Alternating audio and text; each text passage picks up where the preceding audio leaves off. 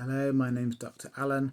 I'm a GP and I'm doing a quick update about the kind of things we get up to in general practice. So I'll be talking about how we diagnose people, different ways of using Google in both good ways and not so good ways, and a little bit about teamwork and how to build great teams. So today started with a run at 8 o'clock. A few of us meet in the morning on a Friday and go for a run before surgery, which is a really nice way to start the day. So one interesting thing perhaps is around how we diagnose people. So the vast majority of people we can diagnose from the conversation. It's talking and asking questions, and it's almost like a bit of an investigation, really, like detective work, and it's a lot of it's pattern recognition. So once you've seen something a lot of times, it's quite easy to spot it, and we can often diagnose people in a minute. We spend a little bit of time really making sure, but it's often very clear very early on. However, I've had a case this week where it was close to an hour just the conversation because it was so complicated to really get to grips with what was happening. But it's really satisfying that we can work out what's going on from the conversations that we have with people. So this is potentially interesting around how we use Google, because and how we use, because the internet's incredible, and but people tend to be quite cautious about how they use the internet with regards to their health. And there's a couple of very simple principles. The first one is it's pretty poor when you want to diagnose yourself. So I think that is the bit that really is quite a tricky art, and it's something that clinicians get very good at. However, once you have a known condition, the internet's incredible for learning more about that condition, and it's important to try and get your information from reliable sources, particularly from NHS sources. But once you've got a condition, you can dive in and learn a lot of information, and that's when I think the internet can be really helpful. But yeah, it can be difficult to distinguish how the good ways to use the internet are. One of the highlights of my day today was talking with one of our team about how much they enjoy coming to work, and that's something that we've worked really hard on to grow the culture of the team to be really positive and a really great place to work, and people work better, more effective, better care, better patient care, when people enjoy coming to work and when they're able to have a sense of control over what things they do day to day.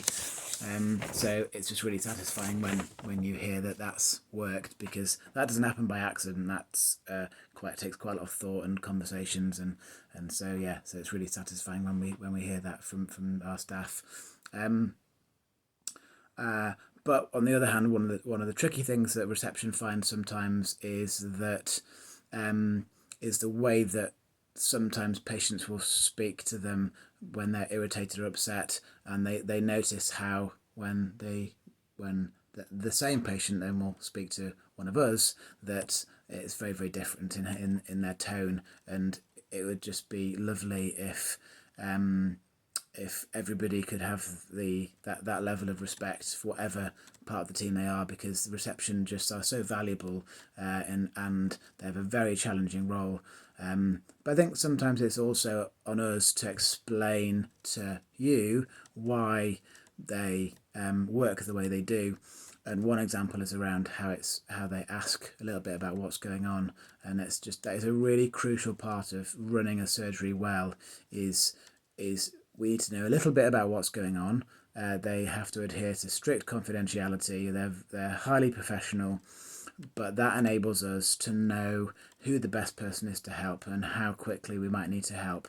And so that information is really, really important. I know that's a bit of a difficult change, but it'd be great if we're able to all kind of have respectful dialogue with patients.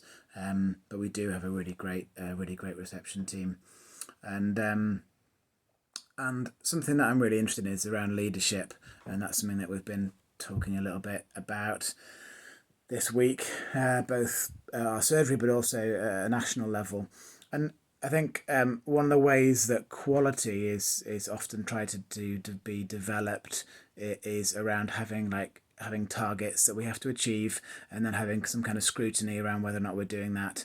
And I really question that approach around, does that really get good quality care? My hunch is that the way that you get good quality care is having people who care and managing them in a way that is about bringing out the best in people, so that everybody's working to the best of their abilities and that they enjoy their work, and it's purpose driven work that they really enjoy and want to make a difference, and they can make a difference.